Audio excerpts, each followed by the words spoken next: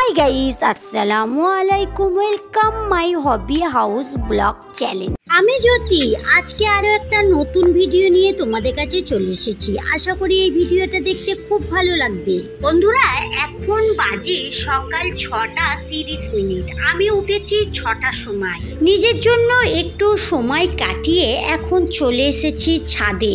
ছাদে আমার কিছু কাজ রয়েছে, তাই এখন সকাল সকাল চলে এসেছি। আর বন্ধুরা তোমাদের যেটা দেখাচ্ছি তোমরা তো আওয়াজ শুনতেই পাচ্ছ।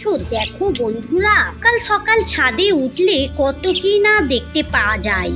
কাঠবিড়ালির ডাক, পাখিদের আনাগোনা আর হালকা শিরশিরিনি আবহাওয়া। তো টিয়া পাখি ডাকছিল, তোমাদের দেখাবার চেষ্টা করলাম কিন্তু ক্যামেরাতে আসলো না। এখন তোমাদের যেটা দেখাবো সেটা হলো, দেখো বন্ধুরা এই গাছটা তোমাদের কদিন আগেই দেখেছিলাম, আমাদের বাড়ির নিচেই বিক্রি করতে এসেছিল। আর এই গাছে অনেকগুলো ফুল ফুটেছিল। আমি কোনোদিনই ভাবিনি এই ফুলগুলো ফলে পরিণত হবে। আর এই ফলগুলো হচ্ছে কামরাঙা ফল। বন্ধুরা আমার ছাদ বাগানে এই প্রথম কামরাঙা গাছে কামরাঙা ফল হলো। জানি না এই ফলগুলো কত বড় হবে, তো তখনও তোমাদের একবার দেখাবো। এখন যে কাজটার জন্য ছাদে এসেছি সেটা করে নিই। তোমরা দেখতেই পাচ্ছ আমি হাতে ঝাঁটা নিয়ে কি করতে এসেছি। ঝাঁটা নিয়ে ঝাড়ুদার হয়ে গেছি। এখন ছাদ পরিষ্কার করব। আর সকাল সকাল ছাদ পরিষ্কার করলে বেশ ছাদটা ভালো করে পরিষ্কার করা যায়। তো বন্ধুরা বর্ষাকালে প্রায় ছাদ পরিষ্কার করি, কিন্তু বৃষ্টির কারণে ছাদটা পরিষ্কার থাকে না। আমাদের ছাদটা অনেকই বড়, আজকে পুরোটা করতে পারবো না, তাই আজকে অর্ধেকটা করলাম। আর তোমরা দেখতেই পাচ্ছ রোদ এসে গেছে। আমি শুধু ছাদ ঝাঁট দিইনি, যেগুলোকে ঠিকঠাক করেও রাখছি। সুন্দর সুন্দর গাছ রাখলেই শুধু ছাদ বাগান অনেক সুন্দর দেখায়, এটা কোনো বড় কথা না। কোনটার পাশে কোন গাছটা রাখবে এটাই হলো সৌন্দর্যের ব্যাপার। তা বলে আমি সব সময় একই গাছ একই জায়গায় রেখে দিই না। আমি কিছুদিন পর পরে গাছগুলো এক জায়গা থেকে অন্য জায়গায় চেঞ্জ করে করে রাখি। এখানে দেখো অপরাজিতা গাছে অনেকগুলো ফুল ফুটেছে। আর এই ফুলগুলো পার্পল কালারের, আমার তো দেখতে অনেক ভালো লাগে। আর ফুলগুলো দেখতে সুন্দর। আর এদিকেও অপরাজিতা গাছে সাদা ফুল গাছ রয়েছে, তোমাদের দেখিয়ে দিচ্ছি। সাদা ফুলগুলো দারুণ লাগছে। এদিকে কটা গাছ রয়ে গেছে, এই গাছগুলো নতুন স্ট্যান্ড বানিয়ে এখানে রাখবো। আজকে ছাদে বেশ অনেকগুলো কাজ করে নিলাম। আর অনেকটাই রোদ বেরিয়ে গেছে। আমার তো আর ছাদে থাকতে ভাল লাগছে না, কারণ রোদের তাপটা অনেকই আছে। কালে যখন প্রথমেই ছাদে এসেছি তখন কিন্তু ঠান্ডা ঠান্ডা আবহাওয়া ছিল।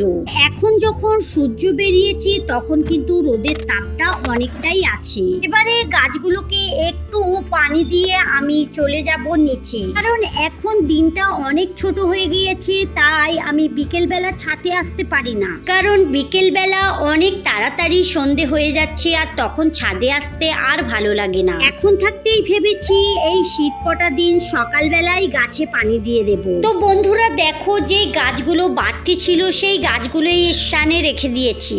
এখন এবারে তোমাদের পুরো ছাদটা ঘুরিয়ে দেখিয়ে দিই কিরকম পরিষ্কার করলাম।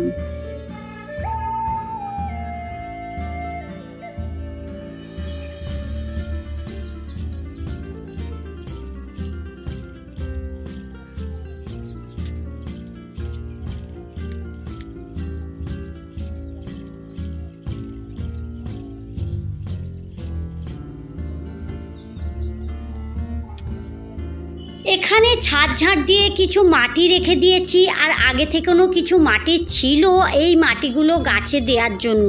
এখানে দেখো দু রকম ঝাঁটা নিয়ে এসেছি ছাদ ঝাঁট দেওয়ার জন্য, একটা নরম ঝাঁটা আর একটা শক্ত ঝাঁটা। এবারে বেশ অনেকটাই রোদ বেরিয়ে গেছে, এবারে অনেকটাই গরম হচ্ছে। এখন গাছগুলোকে একে একে পানি দিয়ে চলে যাব নিচে।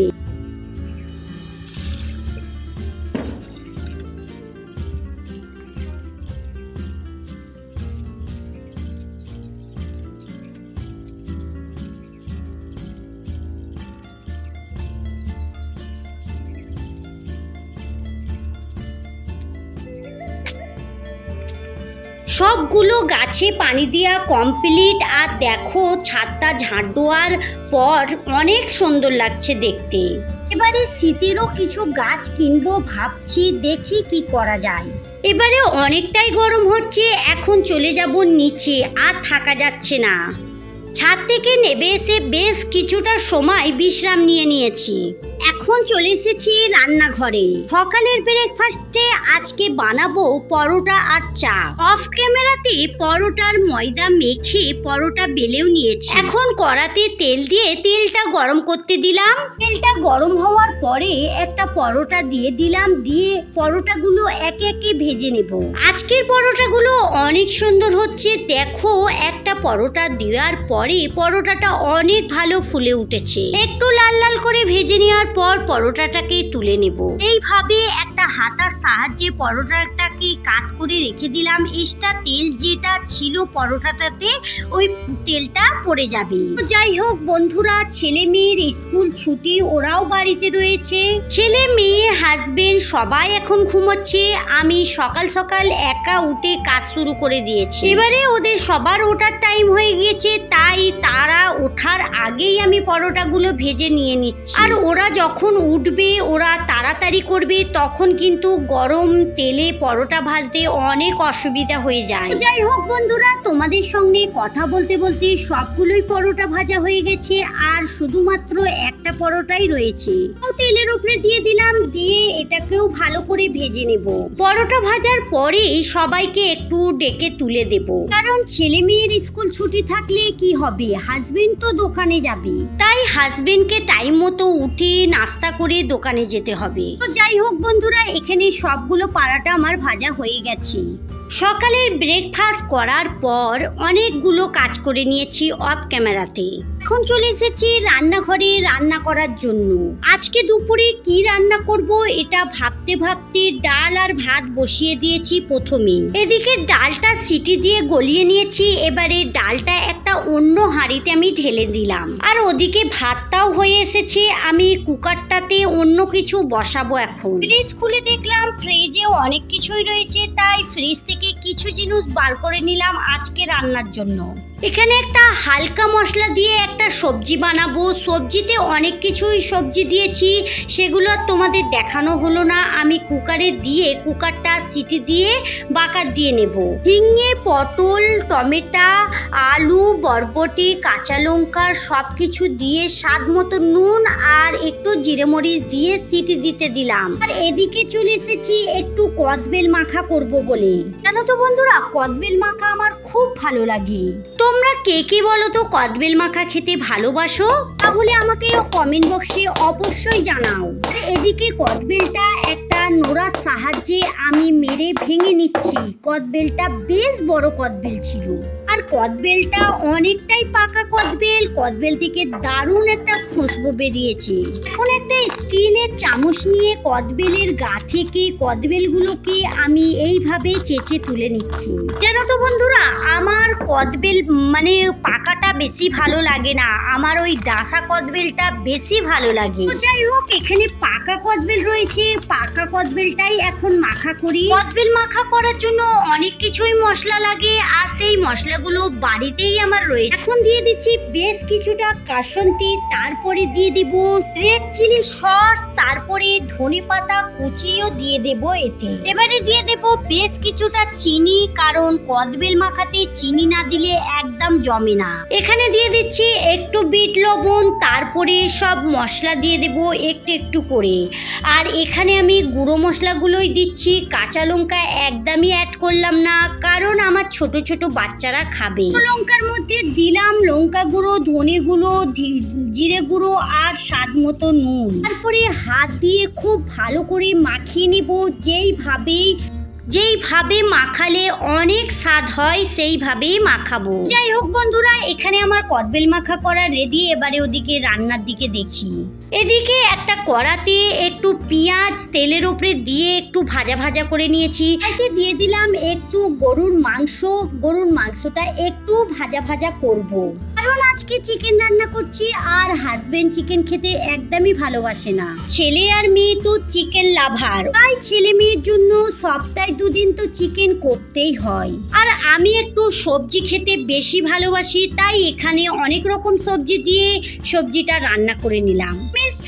সবজিটাকে প্রেসার কুকারে একটু সিটি দিয়ে নিয়েছি, তারপরে তেলের উপরে পেঁয়াজ আর রসুন দিয়ে বাকার দিয়ে নিলাম। আর এদিকে মাংসটা তো ভাজা হচ্ছে। সবজির একটু পানিটা কমে গেলে তারপরে নামিয়ে নেব।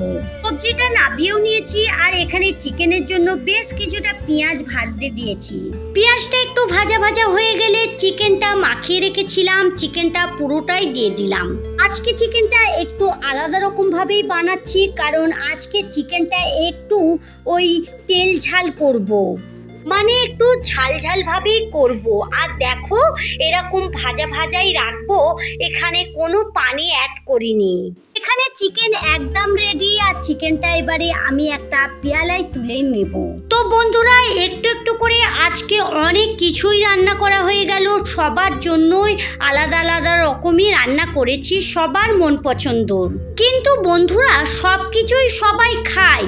যে যেটা বেশি ভালোবাসে সে সেটা বেশি খাবে, আর যে যেটা ভালোবাসে না সেটা একটু কম খাবে। একদম খাবে না এরম কোনো কথা না। যাই হোক, এবারে কি কি রান্না করলাম তোমাদের একটু দেখিয়ে দিই। একটা একটা করতে করতে আজকে রান্না অনেক কিছুই হয়েছে। এখানে তো চিকেন রয়েছে আর এখানে রয়েছে কদবেল মাখা। দেখো বেশ দারুণ লাগছে দেখতে। তারপরে এদিকে রয়েছে মাংস ভাজা। তো মাংসটা হাজবেন্ডের জন্যই করলাম।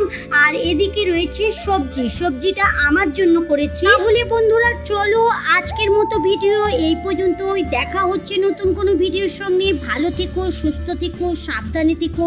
ভালো লাগলে লাইক কমেন্ট শেয়ার করো। যারা এতক্ষণ আমার সঙ্গে থাকলে আমার ভিডিওর কোথাও যদি একটু ভালো লেগে যায় আমার চ্যানেলটা সাবস্ক্রাইব করে সঙ্গে থাকতে পারো।